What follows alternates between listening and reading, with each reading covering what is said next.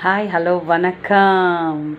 என் அன்பார்ந்த இயேசுவினுடைய மக்களே, உங்களை சந்திப்பது மிக மிக மகிழ்ச்சி அடைகிறேன். இன்றைக்கும் நியாயாதிபதிகளை பற்றி பார்க்க போகிறோம். 1-2 அதிகாரத்திலே முக்கியமாக ஒன்றுமில்லை.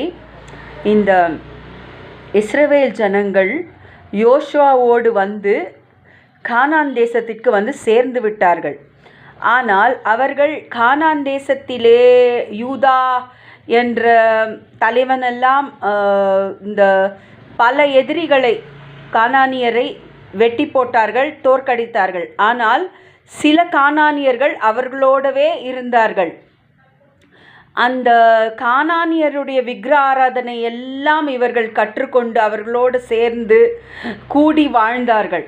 அதை பார்த்து கர்த்தருக்கு கோபம் வந்து அவர்களை கொள்ளைக்காரர்களிடமும் எதிரிகளிடமும் ஒப்பு கொடுத்தார் கர்த்தர். ஆனால் கர்த்தரும் இரக்கப்பட்டார் சில நேரங்களில்.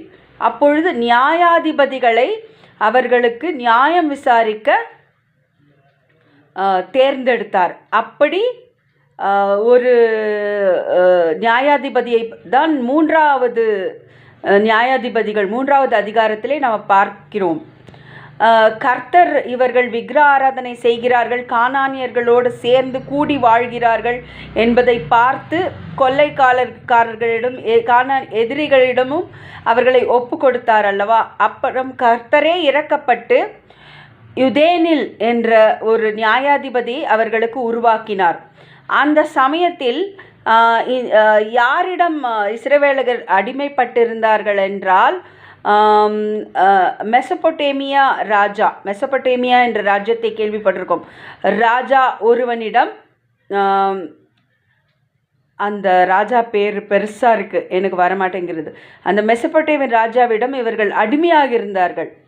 முதல் யூதேனில் என்ற நியாயாதிபதியை அவர்களுக்குள் உருவாக்கி எழுப்பினார் கர்த்தர். அந்த யூதேனில் அந்த ராஜாவை முறியடித்து 40 வருடங்கள் இஸ்ரவேலை நியாயம் விசாரித்தான். தலைவனாக இருந்தான். நன்றாக இருந்தார்கள். அப்பொழுது எந்த ராஜாக்களிடம் அடிமையாகவில்லை. திரும்பவும் இந்த ஓதேனில் இறந்த பிற்பாடு அதே பழைய குருடி கதவை திரடி என்ற ஒரு பழமொழி போல இந்த